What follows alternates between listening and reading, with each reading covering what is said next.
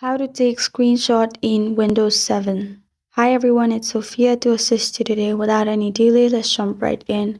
First, click on notification bar located on bottom right corner of your screen. After you click on that, you'll find this kind of screen pop up.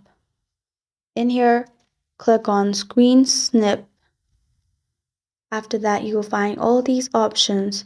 The screenshot for full screen, Windows Snip, freeform, and rectangular. You can click any form and screenshot. As you can see, screenshot. You can also click on Windows logo sign on your keyboard and then click on PRTSC button and you can screenshot like that as well. That's how you take screenshot in Windows 7.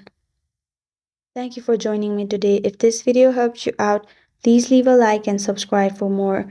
Got a question or want to suggest a topic? Comment below. I am Sophia signing off. Until next time.